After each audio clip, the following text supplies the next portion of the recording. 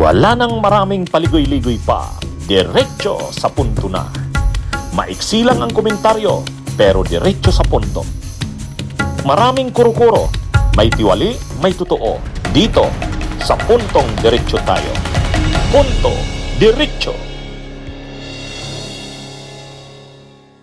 Napahiya si Amy Marcos kasi nagkakalat ng fake news, nagkakalat ng disinformation. Ayun, talagang hindi nakapagpigil yung minorya, lalo na si Mig Subiri. Ha? Talagang galit na galit si Mig Subiri kahapon, mga kabunyog, mga kababayan. Sabi niya, "Wag namang ganyan." Ha? Kumbaga, yung ginawa kasi ni Amy, masyado namang garapal. Kaya hindi niya rin kayang ipagtanggol yung maling ginawa niya, mga kabunyog, mga kababayan.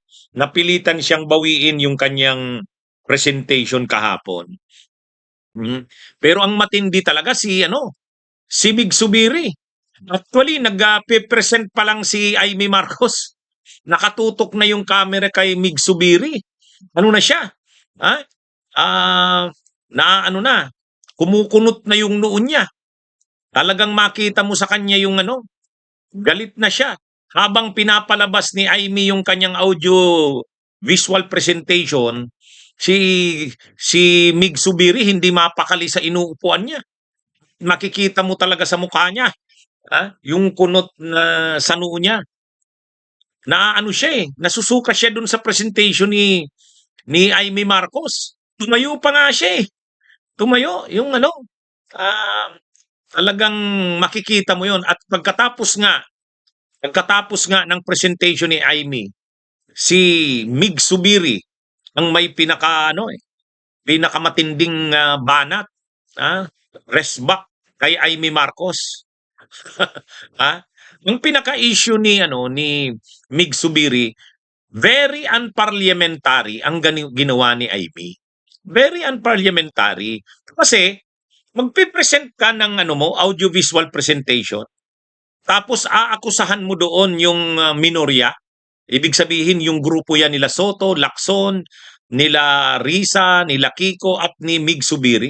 Aakusahan mo ng isang bagay na hindi naman totoo. Kaya nag-iinit talaga si Mig Subiri. Sabi niya very unparliamentary yan. Yung presentation, siyempre tinawag niya pa rin Lady Senator. Ang presentation na niya ni Lady Senate ng Lady Senator, ang tinutukoy niya si Amy. Ang presentation niya ay propaganda. Propaganda. Kumbaga hindi naman tama sa Senado. Bakit ka magpe-present ng privilege speech mo sa Senado na propaganda? Ang laman ng yung mga sinabi ay ang mga sinasabi mo doon ay fake news, hindi naman totoo. Kaya sabi ni Mig Subiri, ganyan na ba tayo Masyado namang garapal yan. Pero ang matindi doon na binitawan ni Subiri, ganito. Sabi niya, kung galit ka sa kapatid mo, yun, ganun yung niya. Actually, ganitong eksaktong pagkakasabi ni Mig Subiri, mga kabunyo. Sabi ni Mig Subiri, magalit siya sa kapatid niya. Murahin niya kapatid niya. Pero wag niyang idamay ang mga senador. Ganun. Ganun katindi yung Kung galit po kayo, magsalita po siya dyan. Magalit siya sa gobyerno niya. Magalit siya sa kapatid niya. Murahin niya kapatid niya. Pero wag naman niyang idamay ang mga tao na walang kinalaman dyan. Yun. Talagang sapul ni Mig Subiri yun. Kasi, ang sinasabi kasi ni Mig Subiri, ang lahat ng sinabi ni Amy, ang pinapatamaan, hindi naman sila sa minorya. Ang pinapatamaan talaga nun, ang pinupunterya talaga nun, ang administrasyon ni Marcos, ng kapatid niya. Grabe na ang paninira ni Amy sa kapatid niya. Grabe na ang paninira ni Amy kahit sa pamangkin niyang si Sandro Marcos. Kahit kay Lisa Araneta. Talagang wala na sa kanya yung dugong Marcos eh. Wala na siyang konsiderasyon doon. Parang tingin niya sa administrasyon ni Marcos ay demonyo. Kumbaga kasamaan.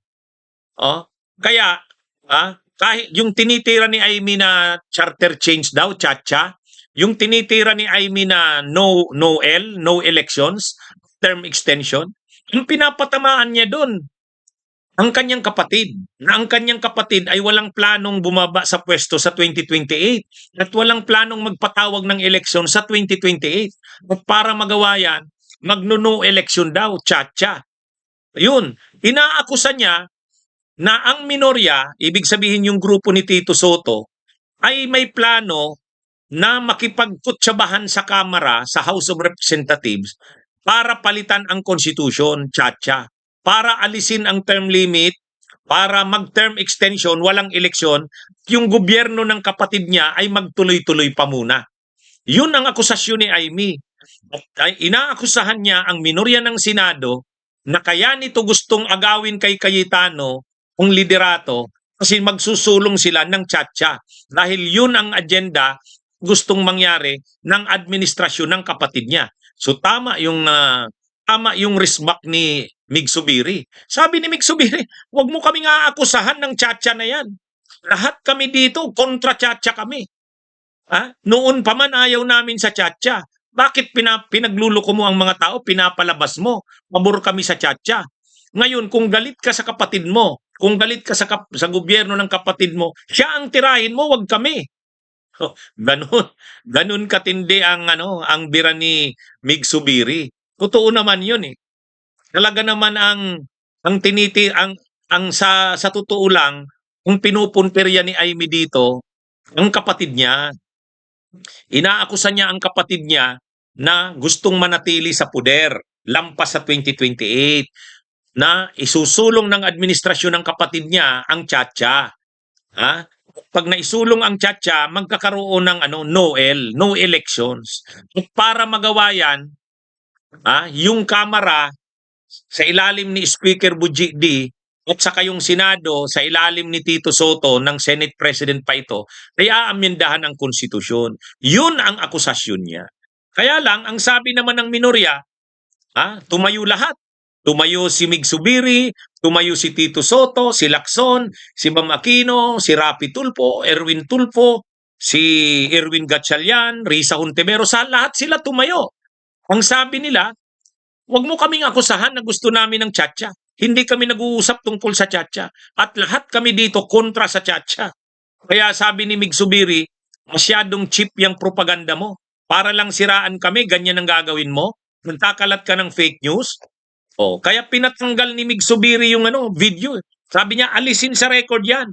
Actually, hindi makapagsalita si Amy Marcos. Parang kaliwat kanang sampal sa mukha ang inabot ni Amy. Kaya mga kabunyog, mga kabayan, sabi ni Mig Zubiri, i-strike yan sa record. Hindi pwede yan. Propaganda, fake news, nandyan. Walang nagawa si Amy. Tinanggal nga sa record. Wala, binawi niya. Kasi ang pinakamatinding banat doon ni Mig Zubiri, kung galit ka sa kapatid mo, kung galit ka sa gobyerno ng kapatid mo, siya ang tirahin mo. Huwag mo kaming idadamay diyan sa mga patutsada mo. Kumbaga, totoo naman. Grabe ang ginagawa ni Amy Marcos na kunwari ang tinitira yung minorya, ibig sabihin sila Lacson, sila Soto, sila Mig Zubiri. Kunwari pinapalabas niya na may conspiracy, may sabwatan para palitan ang konstitusyon. Ang talaga namang tinutumbok niya doon ang CPBBM yung kapatid niya. Kaya lang hindi niya siyempre matira ng direkta. Kasi kunwari, pa siya? Hindi niya pa kinakalaban ng todo ang kapatid niya. Kaya sa halip, ang pinapatamaan niya yung grupo ng minorya, yung mga senador ng minorya. Kaya lang, tama naman yung punto ni Mig Zubiri.